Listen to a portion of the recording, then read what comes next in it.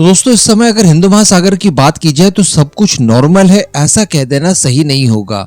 वैसे नॉर्मल बनाने के लिए भारतीय नौसेना लगातार प्रयास कर रही है और उसी का नतीजा देखने के लिए ये मिल रहा है कि आज हम लोगों के सामने परिस्थितियां नॉर्मल दिखाई दे रही है। लेकिन कुछ तो ऐसा हुआ है जिसको लेकर इस समय भारतीय नौसेना कुछ ज्यादा ही कॉन्शियस है।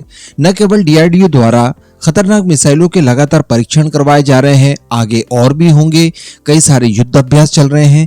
इसी के साथ साथ एक खबर निकल कर आई है और ये खबर काफी ज्यादा चौंका देने वाली है। आपको जानकर आश्चर्य होगा कि इस समय हिंद महासागर के अंदर स्थितियों को सामान्य बनाए रखने के लिए भारतीय नौसेना द्वारा 11 की संख्या में सबमरीन्स को डिप्लॉय किया गया है। इसके अतिरिक्त 35 की संख्या में वॉरशिप्स डिप्लॉय किए गए हैं। तो अब आप समझ सकते हैं कि ये सारी परिस्थितियां कितनी ज्यादा भयावह हो सकती है अगर हमारी नौसेना इनसे निपटने में सक्षम नहीं होती। तो अब इसके पीछे कुछ कारण बताए जा रहे हैं। ये जो 11 सबमरीन और 35 वॉरशिप डिप्लॉय किए गए हैं, इसके पीछे हम लोग ये कह सकते हैं कि देखिए हमारे कमर्शियल शिप्स को रेड सी में हुतियों के हमलों से बचाने के लिए, निगरानी रखने के लिए भी डिप्लॉय किए गए हैं। डेफिनेटली ऐसा हुआ है। इसके अतिरिक्त सोमालिया में लगातार हम लोग देख पा रहे हैं कि भारतीय नौसेना द्वारा ऑपरेशंस किए जा रहे हैं, तो वो भी किए जा रहे हैं। उसके हिसाब से भी ये डिप्लॉयमेंट की गई है।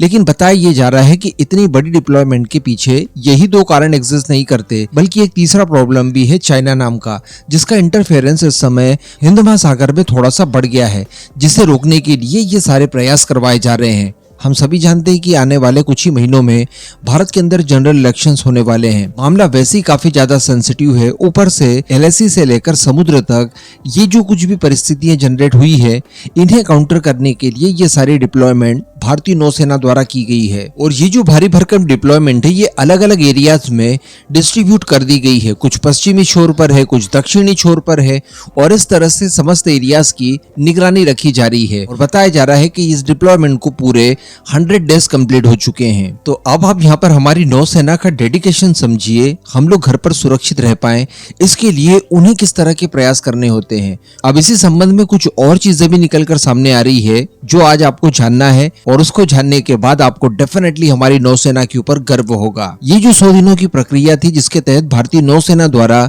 भारी भरकम डिप्लॉयमेंट की गई, इस दौरान भारतीय नौसेना ने 110 इनोसेंट्स की जान बचाई। और इससे भी बड़ी बात है कि इन 110 लोगों में से ज्यादातर फॉरेन नेशनल्स थे। यानी भारतीय नौसेना को फर्क नहीं पड़ता कि वो जिसकी जान बचाने के लिए अपना अदम्य साहस खर्च कर रहे हैं वो भारतीय है भी कि नहीं है, केवल वो इंसान है और उसकी जान बचाना हमारा कर्तव्य बनता है। और एग्जैक्टली वैसा किया जा रहा है।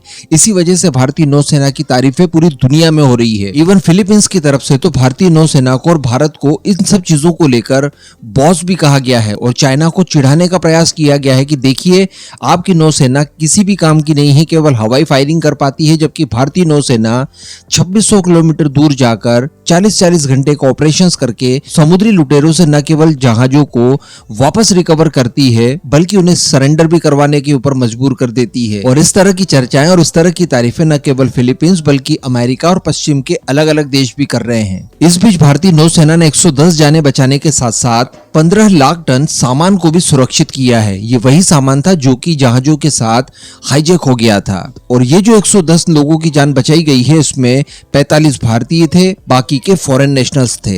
इसी के साथ साथ अगर चाइना का एंगल देखा जाए तो इस समय बताया जा रहा है कि चाइना के कुल 13 वेसल्स हिंद महासागर में मौजूद है। इसके अलावा चाइना की सबमरीन्स भी इधर से उधर गुजरती रहती है। तो इन सभी के खराब मंसूबों को रोकने के लिए भी भारतीय नौसेना लगातार प्रयासरत है। इसके अलावा अभी रिसेंटली जो भारतीय नौसेना द्वारा सोमालिया के डाकुओं को सरेंडर करके उन्हें अरेस्ट किया गया था, बताया जा रहा है कि उन 35 डाकुओं को भी भारतीय नौसेना आईएनएस कोलकाता से मुंबई तट पर लेकर पहुंच चुकी है, और आगे की कानूनी कार्रवाई के लिए इन्हें मुंबई पुलिस को सौंप दिया गया है। तो अब आप ही अपना ओपिनियन नीचे कमेंट बॉक्स में दीजिएगा कि इस समय भारतीय नौसेना जिस तरह का काम कर रही है, क्या दुनिया भर की नौसेनाएं एक्चुअली इस तरह के काम कर सकती है? नीचे कमेंट करके जरूर बताइएगा।